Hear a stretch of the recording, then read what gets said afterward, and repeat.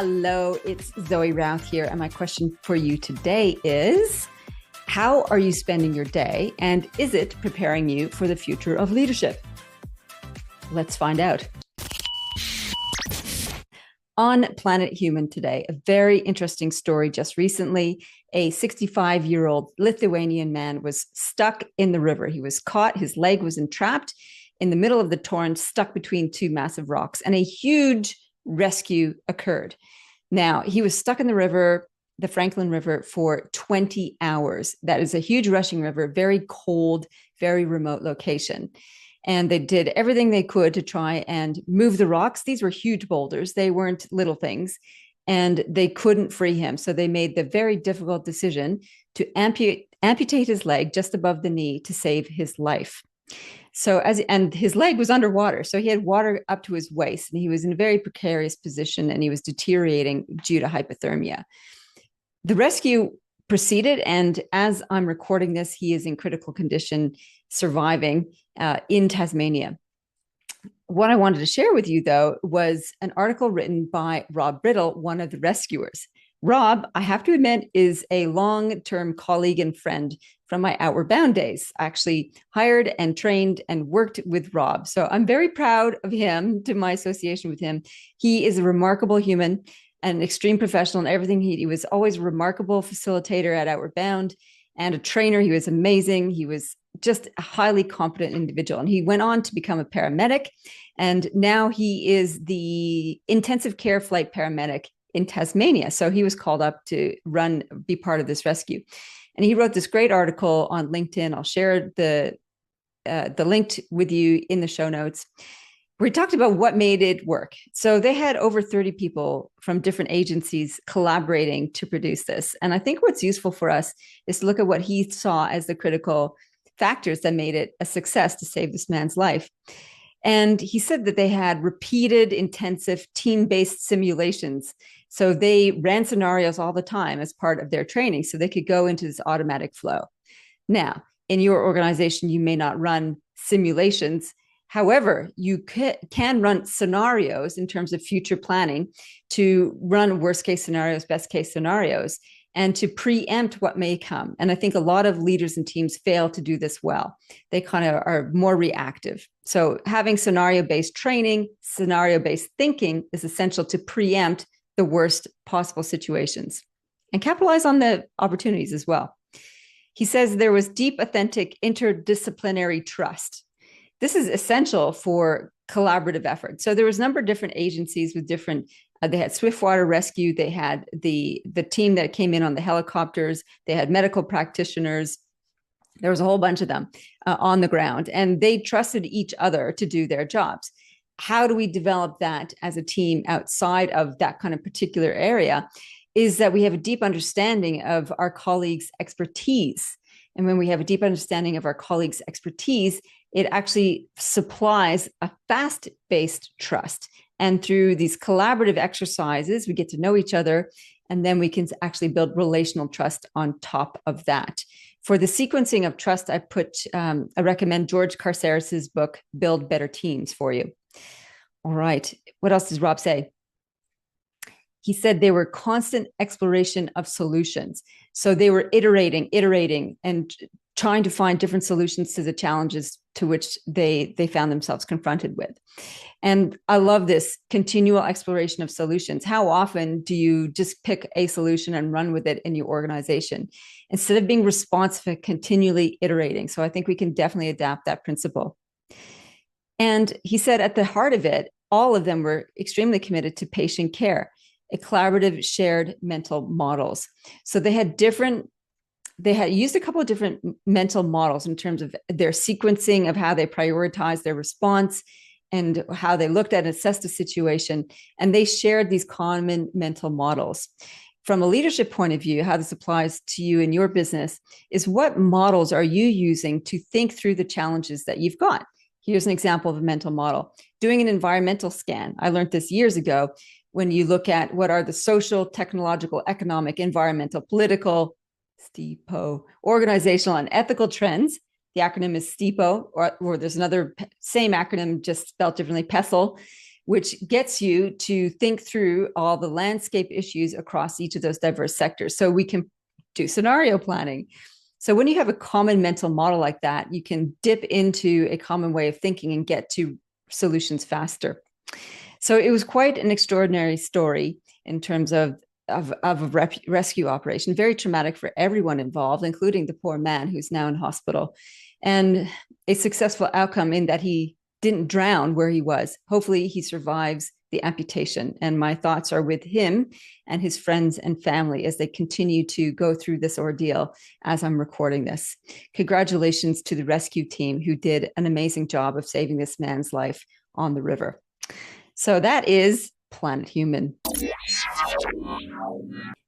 On Planet Zoe, next week, yay, I'm heading off to go overseas, which is fantastic.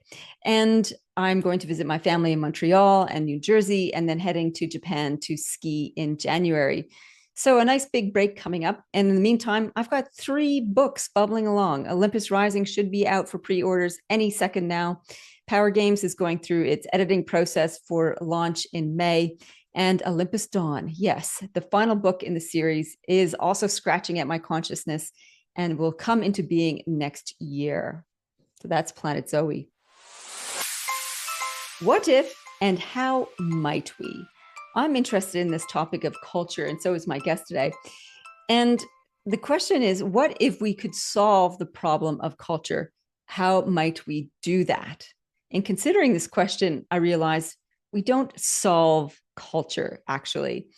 It's a garden to manage. I like to think about culture as in organizations going in cycles, because I've been in enough organizations or worked with enough organizations to know that they do go in cycles, no matter the diligence of the leader.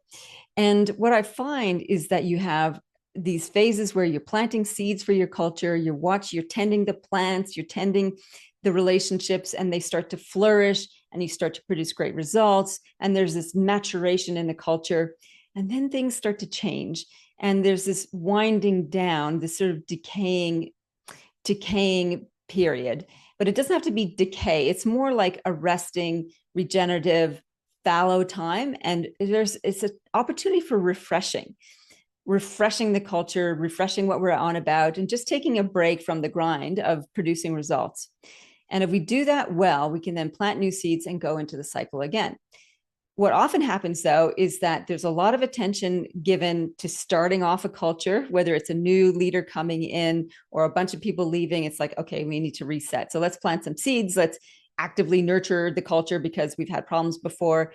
We grow it to a certain point, and then we go hands off.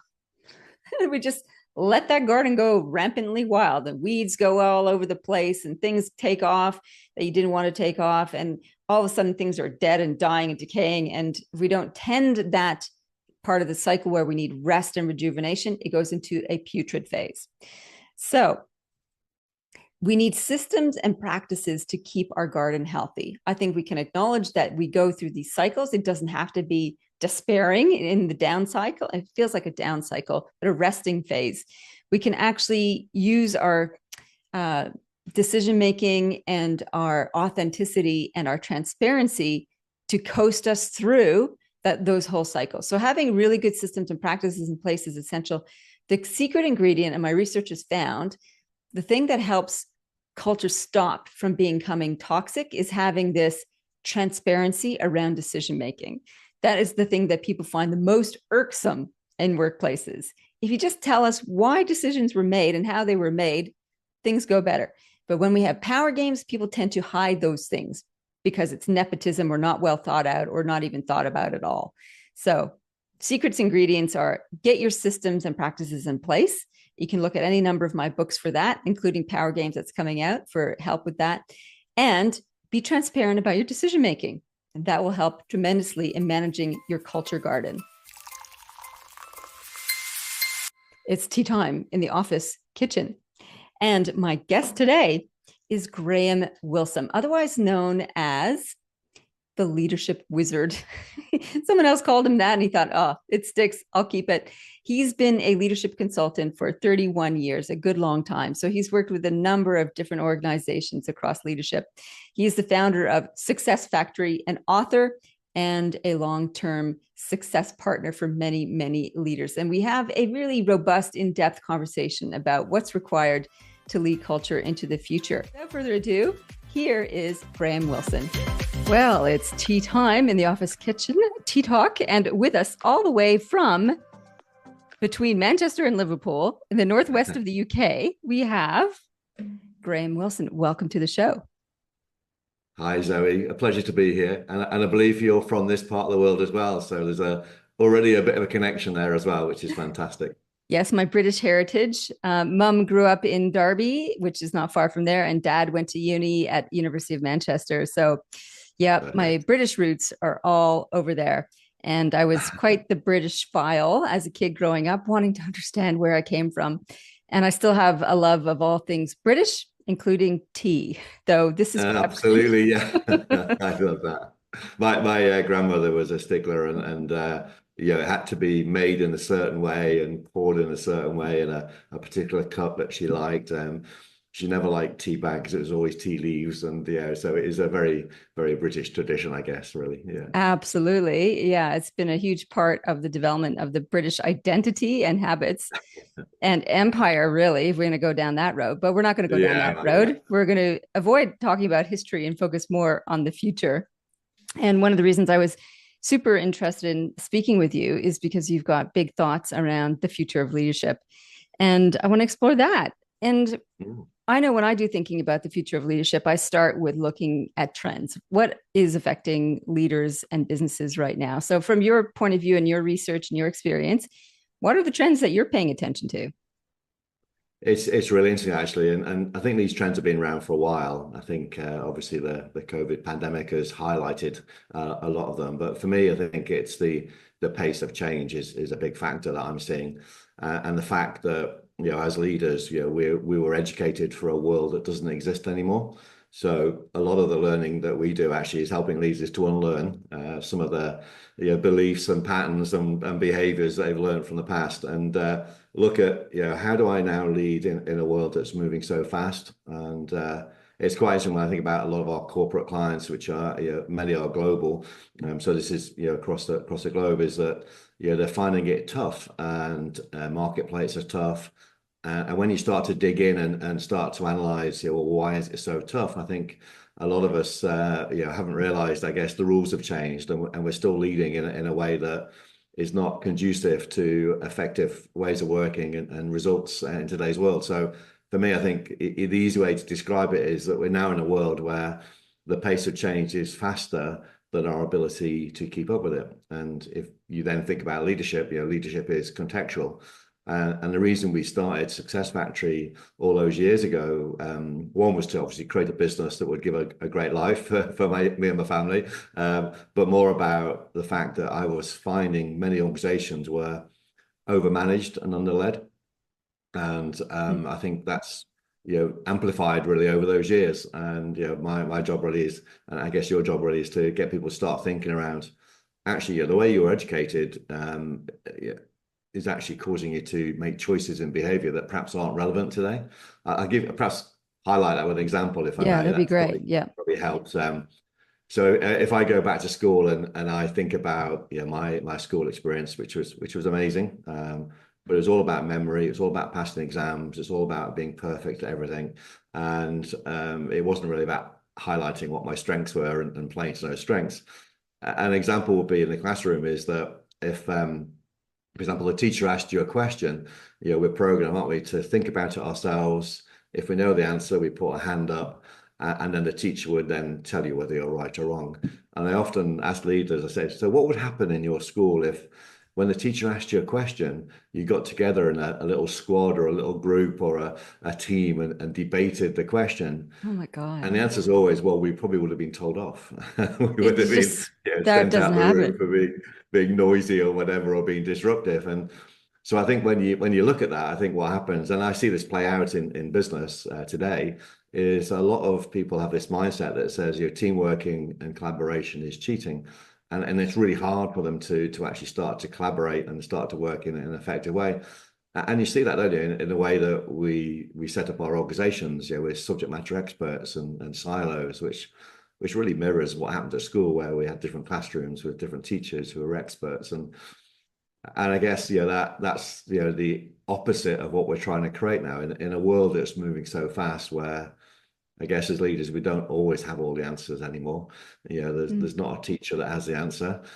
We don't have them as leaders, so we need to collaborate more. We need to create an empowered workforce that is really thinking. So I guess what's happened is, in our, if I can call it, our old world, where the pace of change wasn't so fast, we learned to manage. We learned to put long-term plans in place. We learned to look at efficiencies, and we had a hierarchy, didn't we? Where if I joined a business and I needed help, I would go to my boss, and they would tell me what to do because they'd done my job and it hasn't changed. They were the expert in what I did, and we then set up things like the dreaded annual appraisals, don't we? Where which comes from school reports, I guess, where your boss tells you how good you are. And I think it sort of worked then, didn't it? Really, but I don't know whether it ever really did work. But I guess in today's world, if you were an elite sports team, you wouldn't get to the end of the season and go, "How did we do?" You would be constantly looking at performance, wouldn't you? You'd be constantly reviewing, reflecting. Yeah. You'd be collaborating, and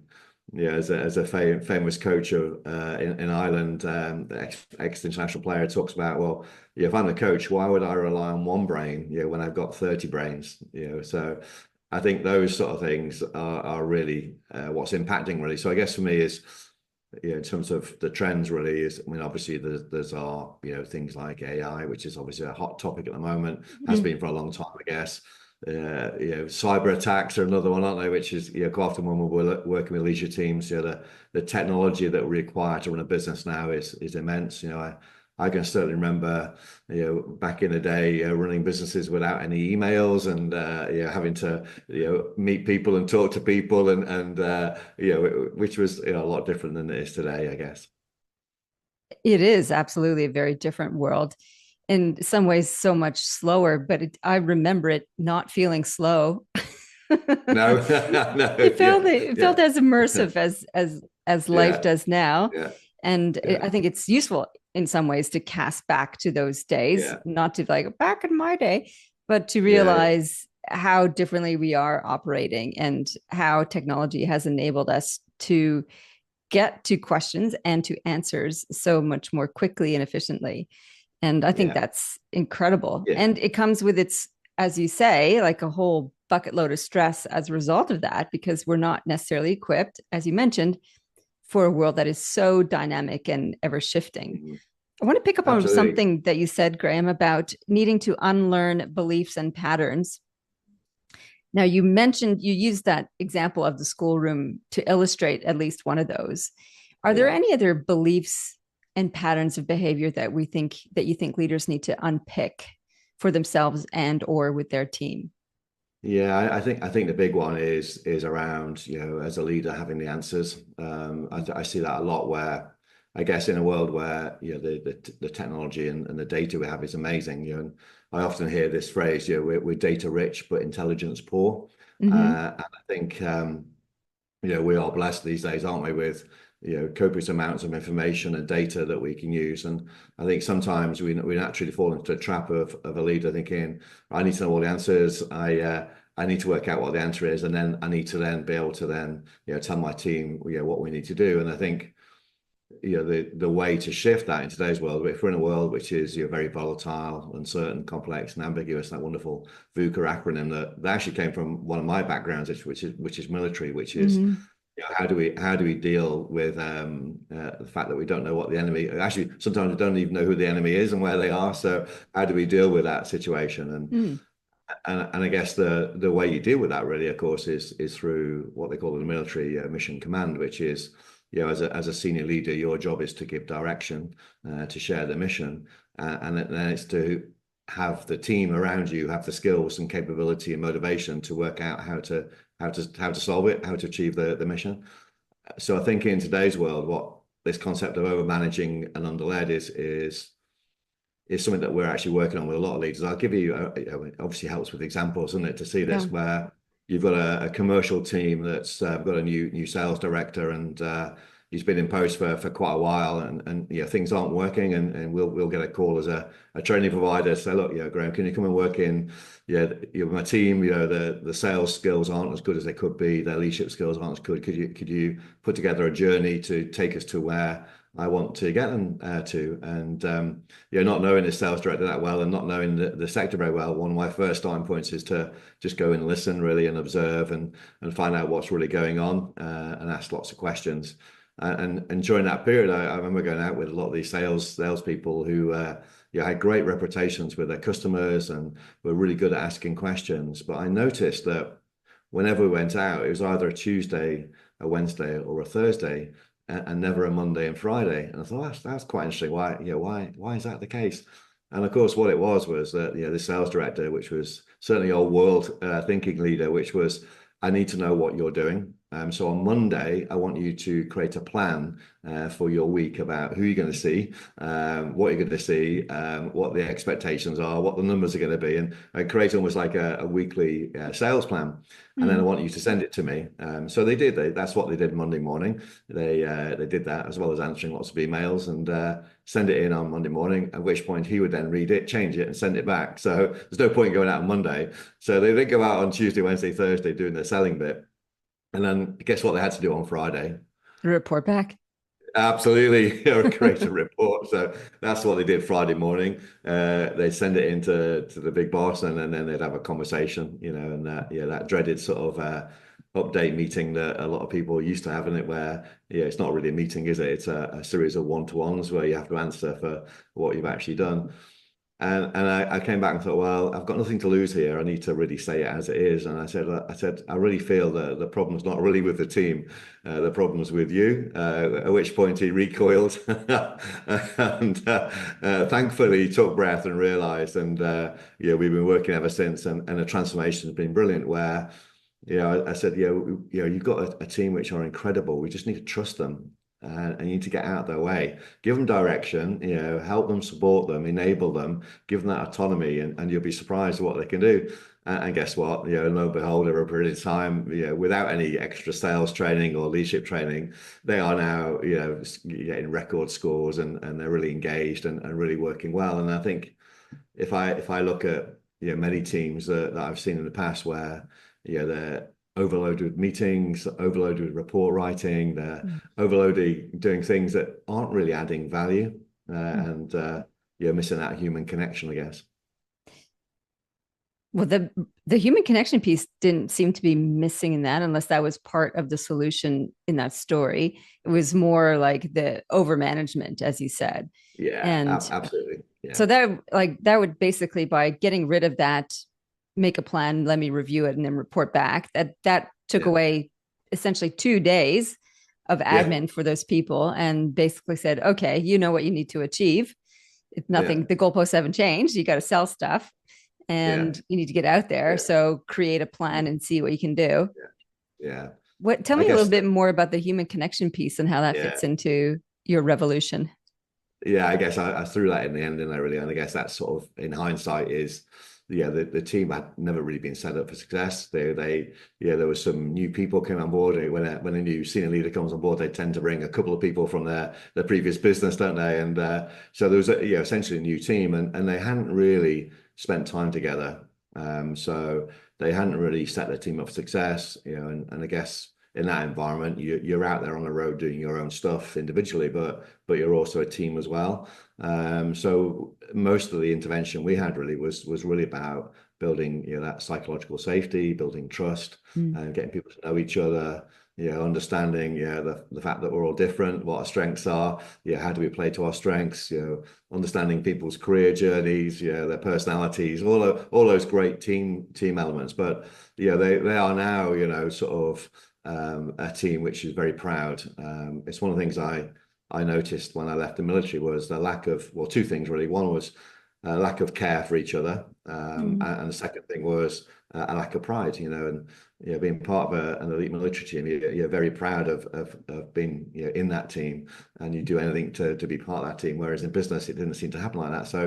So we spent a lot of time really on the human connection, really getting time together, spending time getting to know each other, really connecting at a human level, and really creating that environment where, yes, they can be competitive because salespeople tend to be competitive, but they're also, when they're together, they're learning, growing, supporting each other. And I guess one of the concepts in today's world is around how we build resilience. And one of the pillars I think of resilience is around support, having that support network. And typically, and not just in sales teams, but any team, you'll have a leader who, in a leadership team, who's got an issue that someone else in the team's got an answer to. So why wouldn't we get together and have that conversation, that debate and discussion to work on it? And we big advocates of action learning and masterminding, and those sort of things don't really happen until you built that trust, and people really understand the benefits of working in a team and really want to work in a team.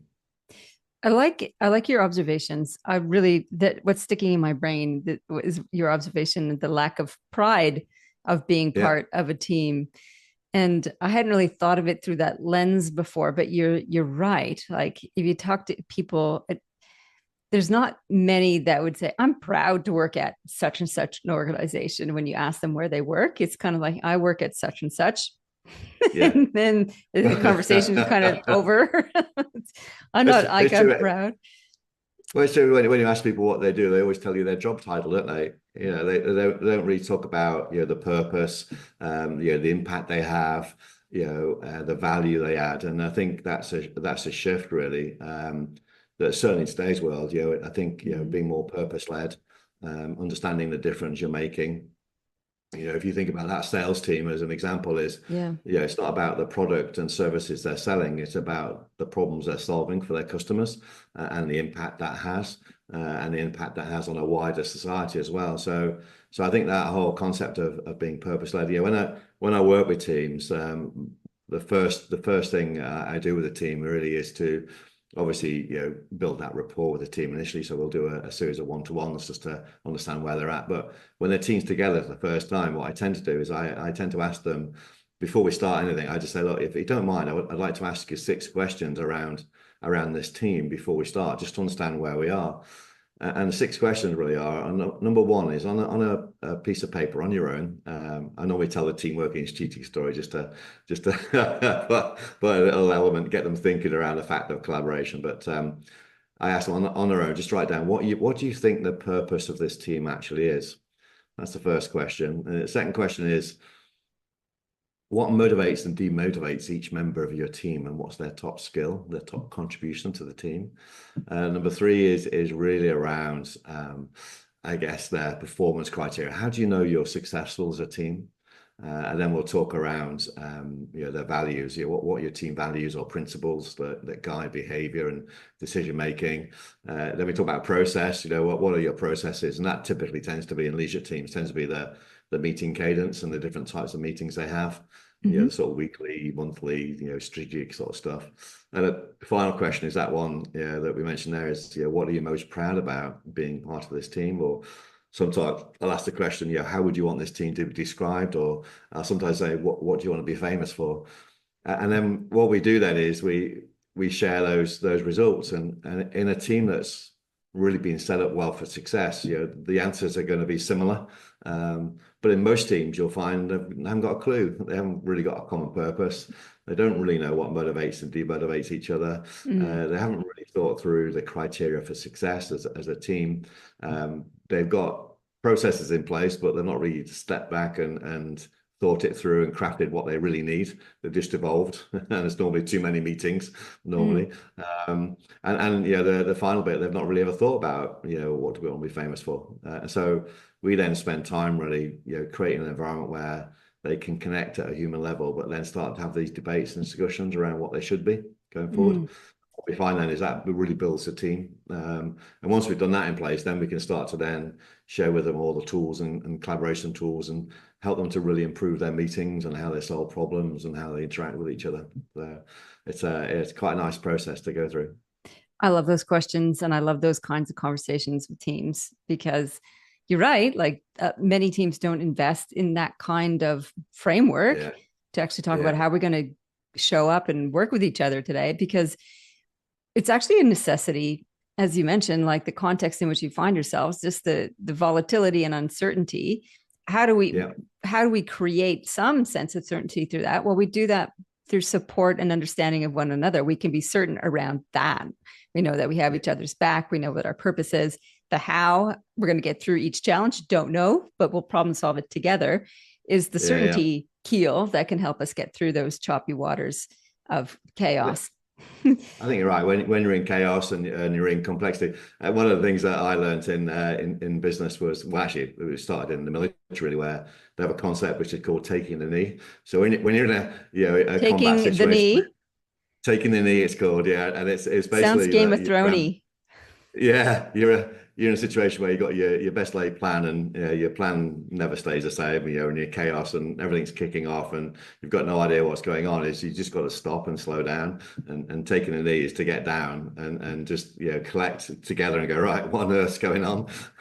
Yeah, has anyone got any information? And actually, the person who's got the information actually is in control of that situation. Yeah, not the appointed sort of senior leader. It's the person who's got the information, and then you have a discussion. Get your breath back and then move forward. And one of the things I learned actually was from my dad and my uncle. My dad and my uncle used to race cars and bikes, and on a Sunday evening they'd talk about their racing. And one of the things I noticed as a young boy was that every time they lost a race was because they were going too fast. And I think that was really, it was confusing as a young boy, of course, because I thought, racing's all about going fast. But if I fast forward to my own career in racing, is that I need to know when to go fast, but I also need to know when to slow down. And I think in business, sometimes we've gotten how to do that. Yeah. And yeah, there's so many people burnt out, so many people working too fast, so many people doing stuff that they don't need to do anymore. And just if you get them to stop and reflect and start to really think around decoding this complexity. And I think if you're in a world which is complex, you've got to make it simple. So I think part of our job, I guess, and really is in what we do is to decode what leadership looks like, decode what team working looks like, decode what business looks like in the future, and help people to really have the frameworks and the structure, the skill sets and the mindsets in place to be able to thrive in this new world that we live in. And once we understand the context, we can then start to create solutions that work in the right way. Yes, I agree with all of that. And the slow down to speed up is a mantra I picked up from a mentor of mine who was Yeah, an ex-military guy. He worked yeah, in the Rhodesian Special Forces way back yeah, when. yeah, And yeah, he used to say that slow down to speed up. And yeah, yeah, when I facilitate outdoor yeah, experiential leadership groups, that's one of the key ones. They just rush into yeah, problem solving and yeah, jump to yeah, yeah, conclusions and make assumptions. So that's a absolutely. really good one. It's a perennial one and ever more applicable, I think, in this day and age. Yeah.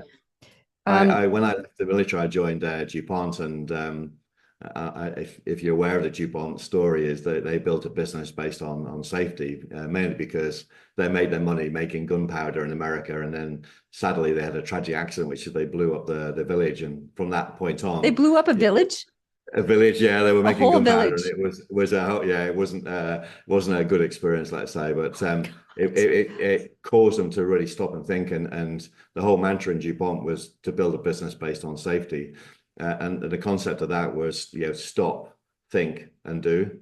And I think that whole concept is just stop for a moment, take a breath, take a pause, take the knee, I guess. Think about what you're about to do and then do it. And I guess most people do it and then think about it afterwards. It's a bit of a risky way of doing that, really. Yeah. yeah. So I guess that mantra really from the military, and they have a concept which is slow is smooth and smooth is fast, Yes. which is another statement that's often bandied around, but it's true. And you're often, when you're training and you're trying to get to a certain standard, quite often when you're rushing, it's when you make mistakes. And I certainly that when I'm racing my car, is when I'm in the zone, and it's almost like things slow down. Mm. The car seems to be going slower in my head, but actually I'm driving faster, Hmm. and I'm actually being a lot smoother, and I'm not having to think as hard, and actually things are happening in the way they should do. It's when I overthink it and I put too much pressure on myself and try and drive too fast is when it goes wrong. So it's quite an interesting concept, and I think the same in business really. I think, you know, sometimes we get on this, what I call the dreaded hamster wheel, where we're pushing, when actually if we just stop for a moment and think about what we're actually doing, then that can make a big difference. And yeah, I'm a big fan of simplicity, a big fan of one-page plans. You know, there's so many strategies out there, aren't they, which are overcomplicated. Yeah. And a lot of people go, well, you just don't understand our sector, Graham. It's very complex. And my challenge is always, well, is it complex or have we made it complex? I think it's Have you normally just the got a latter. busy brain and you haven't taken the time to slow down and distill what's most important? Yeah, I definitely. think I'm Yeah, and people do lots of things that they don't need to do really, which is crazy when you think about it. absolutely. Graham, you mentioned collaboration tools. I'm curious about what you meant by that. Can you give me some examples? Yeah, I think when people talk about, oh, we need to improve collaboration, their first default is around technology, in it, which we're thinking, you know, here we are today, you know, across the world talking and having a great conversation around leadership. So without Zoom and technology, we wouldn't probably be doing that. So yeah, that's great in that way. And I think, you know, obviously since the pandemic, we've started to really look at hybrid working, haven't we? And yeah, I'm doing more and more events around the world without leaving this room, you know. And the last week I was in Bali, which was great, with a group. I still think, you know, that collaboration, you know, Zoom and it's not going to replace face-to-face work. I think it's, you know, an addition. I think when we think about technology, I always remember when, you know, we were looking at, you know, retail, you know, with their websites, you know, online sales was a big thing. And I always remember at the time, you know, these scaremongers were saying, right, that's it, shops are over, bricks and mortar businesses are dead. We'll never go shopping in shops anymore. It's all going to be online. And it's that classic or thinking, isn't it, really? And I think what's happened is, you know, it's both, isn't it? Certainly the bricks and mortar companies need to sort themselves out and be more effective. But there's also this omni-channel and having the best of both worlds, really. You know, and even Amazon's looking into shops, aren't they, and things like that. So I think it's really fascinating around, you know, technology. So I think for me is, you know, collaboration techniques. You know, a big fan of the work that Atlassian do with a lot of the software they have and the way they work. Obviously being a great Australian global company, I guess. But I love some of the technology they have and the ways of working. But I think hybrid is, you know, is a new way of thinking. It's a new mindset, isn't it, really? Mm-hmm. So I think it's both. I think we need to have technology which will help us to collaborate more. I think we've got technology now that gives us a lot more data. So being able to make decisions based on, you know, objective data rather than just, you know, whoever's got the loudest voice in the meeting room wins. I think that's going to be great. But when I talk about collaboration, really what I'm talking about is how humans interact and Mm-hmm. the tools they use to solve problems together. So a lot of the innovation tools and techniques, you know, how we solve problems, you know, how do we get away from sitting around a table and actually work together in a collaborative way? So example would be a lot of the leadership teams that we work with is after a period of time, they realize that they've set up this wonderful boardroom, you know, with a wonderful oak table and wonderful pictures and artwork around the room. But it's not really conducive to effective leadership and leadership team working. So over a period of time, they'll get rid of the table. They'll start to put whiteboards or you know, stuff on the walls where they can write on, and they're starting to use a lot of tools and techniques to be able to solve problems together rather than just talking to each other around a table or in a hybrid way or in a virtual way. So I think for me, it's around the tools and techniques. And we always talk about leadership these days is, you know, leadership really for me is around how you craft a solution to get the outcome you're looking for. So what are the tools and techniques I'm going to use, and in what sequence are we going to use them to get to the output we want? And we always talk about that, you know, from a meeting point of view. We think about meetings, you know, for me, the most important thing is what happens after the meeting. So my starting point for planning a meeting would be is, you know, where do I want people to be in their mindset? How do I want them to feel? What would I like them to go and do at the end of the meeting? And then work backwards from that. And then think, okay, well, that's the timeline. You know, what's the the questions I'm going to ask along the time. So I always suggest that, topics are, rather than topic statements, are questions. Mm-hmm. And if you turn those into questions, it obviously naturally gets people to start to think about it and then start to have conversation and dialogue, because leadership really is about conversations, and it really, at the end of the day. So I think that's a key thing. And then having the secret, I think, is then having a range of tools that you have, that you can pick and choose from.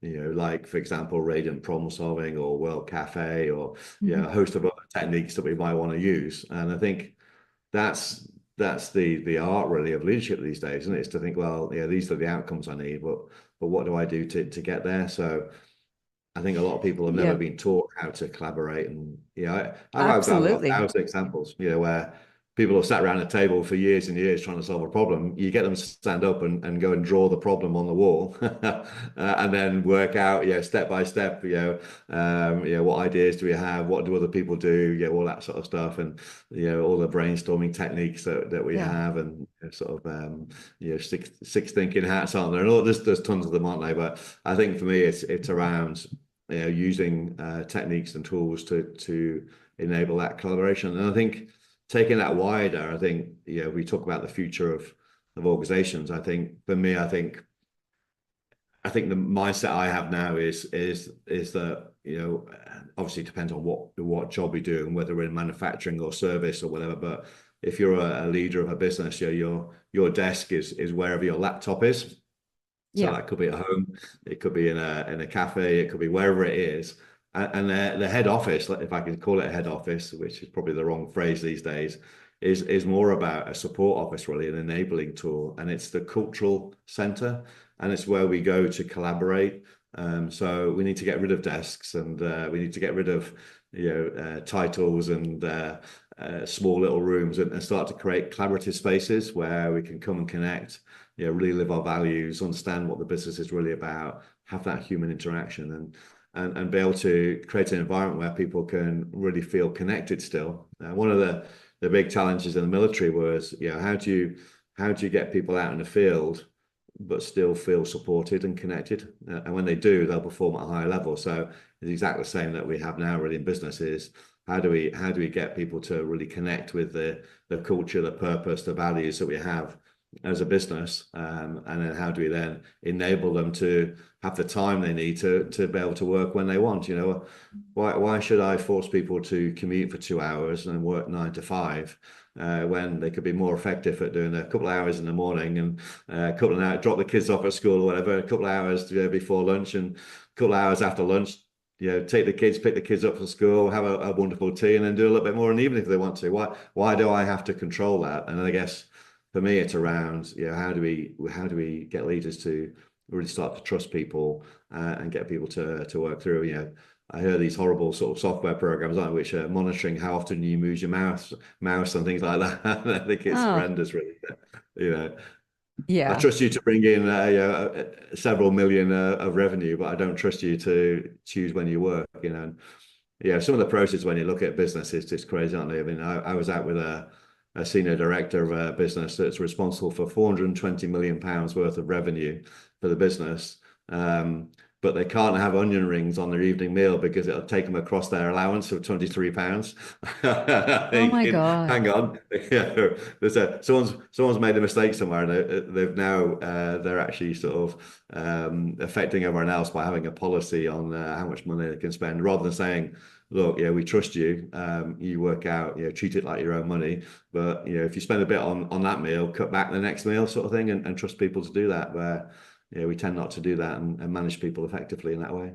I think it comes down to two things. One is the people side of things, developing the relationship bonds, as you mentioned. And the second Yeah, one is all around your structure and systems in your team. So if you have yeah, clear structure and effective systems, then you don't need to micromanage and have these rules that are horrendously inflexible. yeah.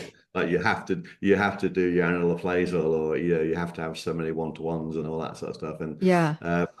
yeah, I mean, we talk a lot, and I guess you do as well, around systems thinking. And my belief Yeah. from a leadership team point of view is, our job is really to to create a high performance environment where success is inevitable. And I don't really believe you can tell people how to behave, and I don't believe you can tell people what to do. What you do is you create a system that enables people to want to do the things that are required and behave in the right way. Mm-hmm. So if we go right back to what we still talked about, collaboration, for example. Let's say that we need to realize in our business we need to collaborate more effectively. So we start to change our working practices, and almost like our values support that way of working, and all that collaboration, and one team you often see, don't you, all that sort of stuff. Mm-hmm. And then people will then get sent away on team building courses because they're not working in teams. But when you analyze the problem from a systems point of view, you realize that they've still got individual objectives, and they're still being rewarded individually. Yeah, they got So they're individual going to behave KPIs. individually. So yeah, it's like, oh, let's collaborate, but no, I'm not going to collaborate till I hit my targets. Thanks. Yeah, and we've got these vertical markets and silos with their own plans and their own KPIs, and we're not actually thinking through, okay, what systems and processes and ways of working do we need to set and create that's going to drive the right behavior and the right action. I think when you do that, Yeah. that's when the business takes off. And especially when you put your customer at the center of all of that, what problems are we solving for our client? And, Absolutely. Yeah. all the silo stuff becomes moot at that point, because our clients need us to be Yeah. integrated and Yeah. communicating, and not sort of having all these big walls between ourselves. Oh, Graham, It's so true. I've got a question for you. Are you ready for the fast three? Yeah, I'm ready. Yeah. If I can remember what they are.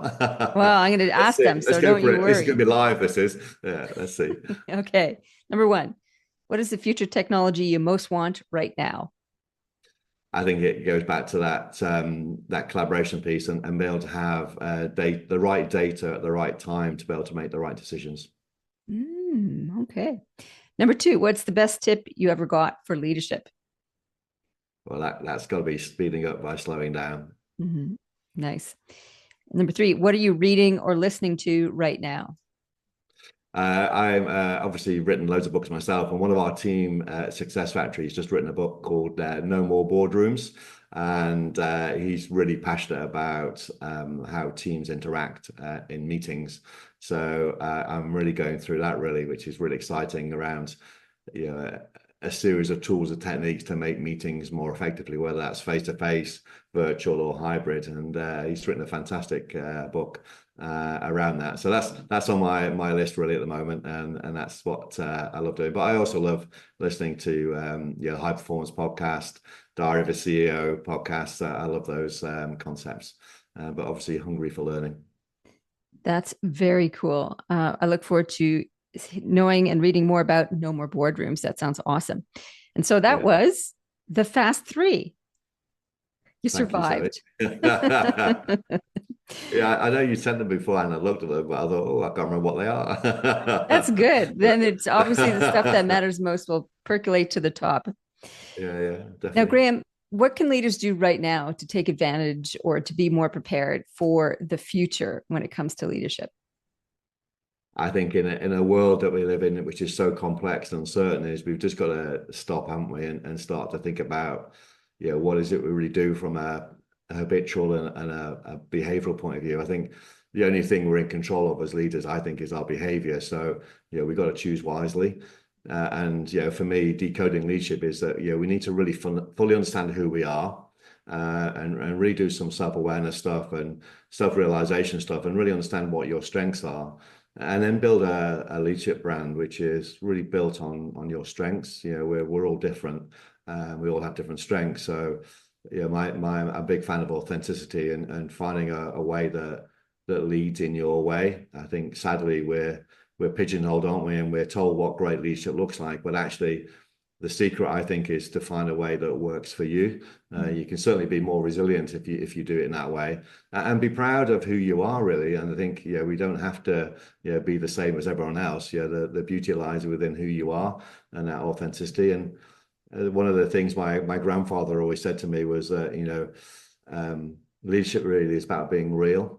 The more real you are, the more people will connect with you. The more people who connect with you, the more people will follow you. So I've often thought about that, really. So I think understanding who you are is is a starting point, and self-awareness, and then start to think, okay, well, how do I now create a leadership way of working that really works for me? And that's about understanding your why, what your purpose is, what is you're here to do. And for me, that's really guided me for the last 30 odd years, really, where my purpose has always been around awakening possibility in people to deliver extraordinary results whilst living a wonderful life. So, we've created a business around living a wonderful life. And I spend my days working with teams and talk to people like yourself, where if I can get someone to think differently or have a little tip or an idea about doing something different that will change their behavior, then it's been a great day. So I think understanding what your purpose is really fundamental in a complex world. And then finally, the last two sort of bits that I would think about people will be is, what is it that you should be doing on a day-to-day basis? So what does leadership look like for you? I call them, I call them my 10 leadership disciplines, really, which is the things I think I should be doing as a leader. And then finally, the last bit, really, which is the important bit, is how do you create a way of working that creates momentum? And that's really around looking at your rituals and routines. And I'll just give you one last story if I've got time for that, really, which is go for it. Coaching a lot of senior leaders. I often, when you move past that, what I call head coaching, which is all the intellectual stuff, and you get to what I call the heart coaching, which is the real stuff, and you've got that connection, and the person's opening up, they're being more vulnerable. One of the questions I often ask them when I say to them, what is it you actually do? And they always look at me very puzzled, because, well, you know what I do? I'm the CEO of business, and I deal with the shareholders and the markets, blah, blah, blah, and all that stuff. So yeah, I know that's your job title and what you do, but what is it you actually do? And what I'm asking them is to replay, their day, their week. And I'll give you an example, obviously without any names, around quite a senior leader I'm working with, and transformed his life because he hadn't never thought about some of the habits he'd fallen into. So when he woke up in the morning, the first thing that woke him up, of course, was he'd have his phone next to his bed. So his alarm on his phone would go off, and he'd wake up, and the first thing he'd look at was emails. Mm-hmm. So he'd look at all emails, and he's looking for any crisis or any problems in his business, and often there were. So every morning he was flooding himself with adrenaline and cortisol. He'd get a quick shower, wouldn't have time for breakfast, leap in his car, drive to work. And as he's driving to work, he's phoning all the people that caused all the problems, telling them off. So he's in that mindset, for the next hour or so, gets to work, rushes past the reception desk, gets to his office, and he's back-to-back meetings all the time. And cut a long story short, we went through that whole way of working. And I said, well, is that really effective? Is that really what you should be doing in your role? And he's transformed now, because he doesn't have his phone by his bed anymore. He spends the morning with his family and has a proper breakfast every morning. He does some exercise as well, and he goes to work. He listens to podcasts and or music. And when he gets to work, he parks his car as far away from the office, because he used to have a parking space next to the front door, so he can catch someone in the car park. But also it's around, leaders should support and enable. That's servant leadership stuff. He has a conversation with the reception staff, because they know really what's going on in the business. He then wanders around for the first hour or so, just talking to people and getting an understanding of what's going on. And then he starts his meetings. And then obviously he comes back and has time with his family in the evening. And he said, my life has transformed, not just in work, but at home. And when I reflect on it, I now realize what's really going on in my business, because in the past, I would just be relied on reports. And every time someone writes a report, they make it a little bit better. Now, by wandering around, talking to people, I get a feel for what's really going on. So I guess that's really my advice, really, is to just have a stop and think about, what are some of the choices that you're making as a leader, and could you just make those fine little marginal gains, those little tweaks in what you do, to make a massive difference to the output you have and your life. Beautiful. That was lovely. Thank you for sharing that story, Graham. Where My can pleasure. people find out more about you and your work? Sure, yeah. I mean, obviously, I'm proactive on LinkedIn. I share a lot of my thoughts and ideas.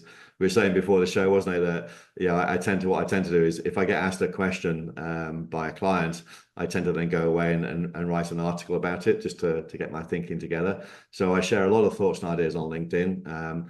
I was called by a client many years ago a leadership wizard, so that sort of stuck. So if you type in Graham Wilson leadership wizard, you will find me on LinkedIn.